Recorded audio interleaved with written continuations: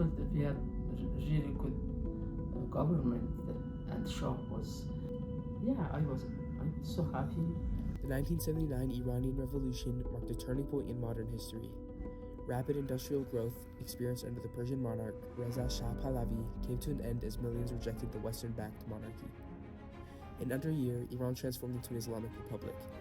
In the Shah's place, revolutionary Ayatollah Khomeini rose to power, promising freedom and change to the people. But instead, the new regime violently crushed opposition, silencing protesters and keeping an iron grip on the population. For decades, the conflict defined the country. There were wars with neighboring countries and waves of protests throughout the 2000s. But the revolution of 2026 was different. What drives hundreds of thousands to protest a government they know could kill them? Why continue when thousands have already died? Many Iranians have had their identities and culture suppressed under the current regime. Growing dissatisfaction with religious rule and political repression has fueled anger across generations.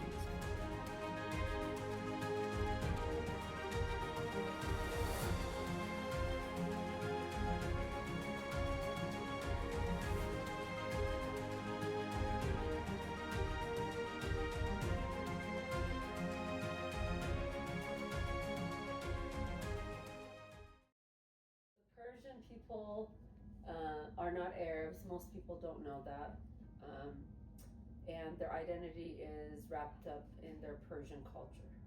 When the Islamic Revolution happened in 1979, over time people have realized our culture, our identity, our voices are being suppressed, and we're being given a narrative of what to believe, what to say, how to dress, and everything.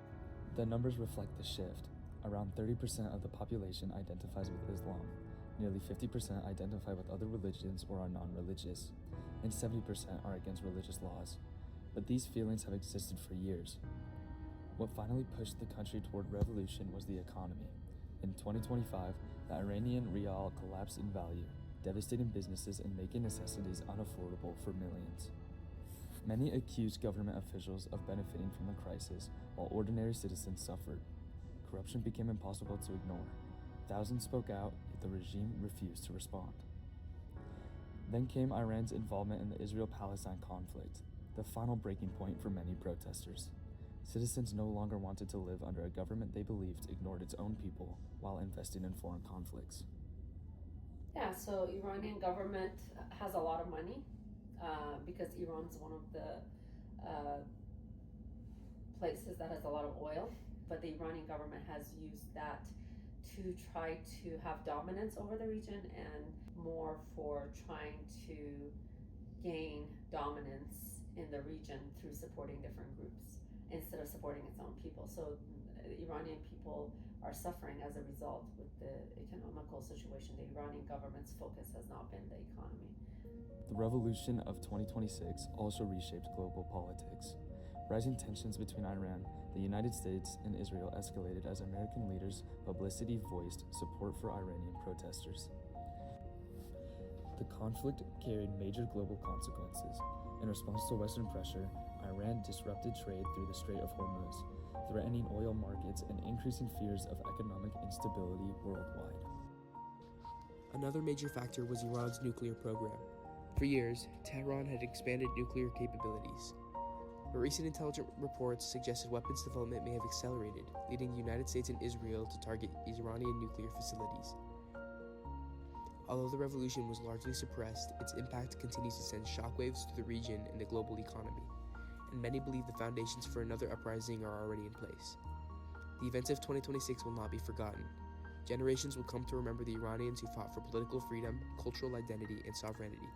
And the revolution of 2026 proved one thing: many Iranians refuse to submit to a government they believe no longer represents them. Well, the current government is different than the government that we started with. The Iranian government's two levels of government have died. It depends how the Iranian government move forward. If they continue to move forward using their money to have dominance in the region, I think there's going to be another bigger revolution.